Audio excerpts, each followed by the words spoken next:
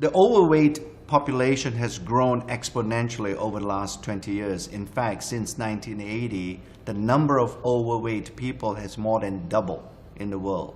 And we really feel like we can contribute to the science in this area, especially leveraging from the science that we've been involved in the last few years, specifically gene expression science and our relationship with LifeGen Technologies, the ability previously to measure aging at the genetic level, and now to be able to screen for ingredients that may have an impact on gene expression that may be relevant in the weight management area.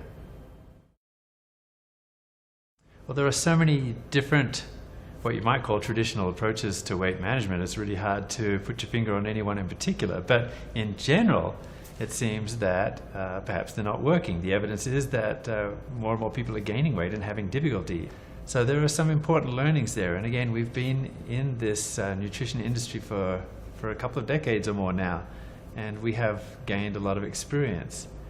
Certainly there are some key learnings. One is that a typical person really believes it's just calories in and calories out.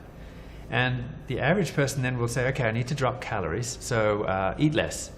And also the way that calories go out is by exercising, right? That's how we do it. So eat less, exercise more. What we are finding with that is that people are losing weight, but unfortunately they're losing adipose tissue or fat, and also muscle, which is actually critical to hold on to and not to lose. There's good reasons for that. This muscle is your metabolic engine. The energy that you expend when you are not exercising actually accounts for most of the energy that is expended. And it's logical when you think about it. Most people don't exercise 24 hours a day. So we need to pay attention to your metabolism while you're resting, and that means maintain lean muscle.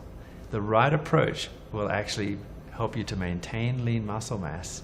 It's not just about calories in and calories out anymore. And that's correct, Mark, because I think the key thing to remember is that in a weight management program, it's not just about weighing yourself on a scale, because that doesn't tell you whether you are preserving at the minimum lean muscle. I believe that gene expression science is an important advance in our understanding of weight management. And particularly, there is a lot of new research findings associated with gene expression and how this phenomenon is impacting or affecting overweight people. As we all know, that with gene expression, the ultimate outcome of gene expression is the production of proteins. And these proteins play a very important role in how the body functions, in fact, how the body puts on weight, and how the body gathers and stores fat.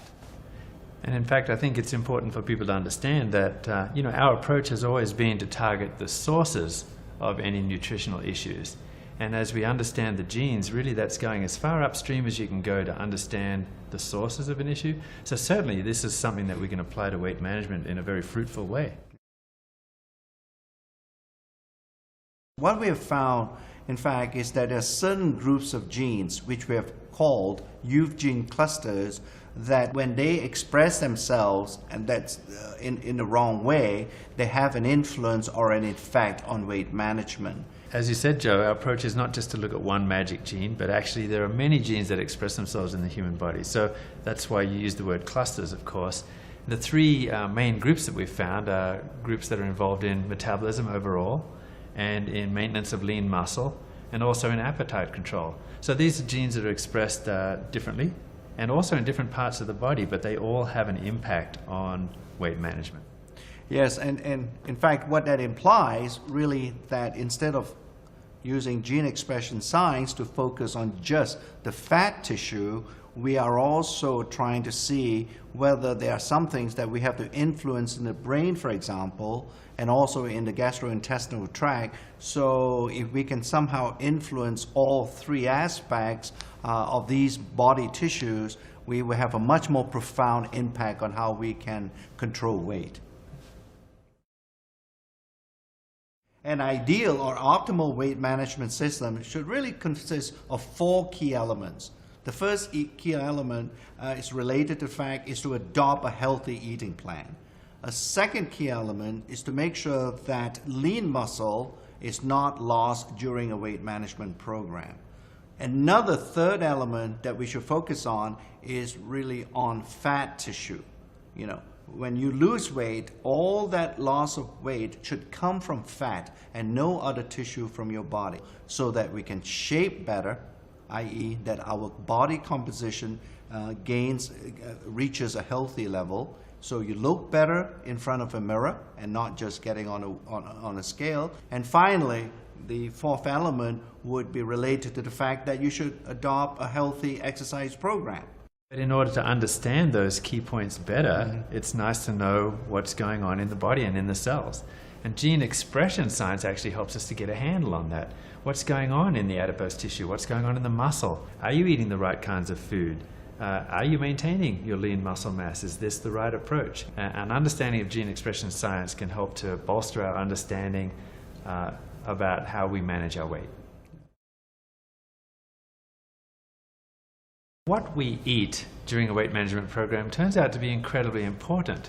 The quality of the food that you're eating, but not just that, not even just the proportions, but actually the right kind of macronutrient in terms of whether it's protein, fat, or carbohydrate, and also spread out properly during the day. So you need to have a certain amount minimum of protein, for example, to maintain an amino acid pool in your body that's going to help you maintain muscle mass. It's going to be anabolic because it's actually helping to maintain the lean muscle tissue. And you can't overstate the importance of maintaining that lean tissue, because that's your metabolic engine. And that's the problem with a lot of traditional diets, is you lose that muscle mass, so that by the time your diet is over, you've lost some of that metabolic engine. That means that the calories that you're eating are not being expended in the same way that they were. You cannot sustain a diet. Diets are not sustainable. Our program consists of an eating plan which is sustainable, that you can adopt for the rest of your life. We have now completed in the weight management category all the studies at the preclinical stage, we call it, where we now know what is the gene expression profile that can occur with the ingredients we have put into certain weight management products. And we have now advanced to a stage where we are understanding how weight management happens in a clinical study. We've just completed fairly recently a study that had about 70 people in it, about 2/3 of those women, and we're able to present those data at a recent very large meeting of scientists called Experimental Biology in Boston this year, and that was interesting. Also, we have another study underway, a larger study, in fact, with about 140 people at least in this study. So this will give us an understanding of how all of our homework has paid off.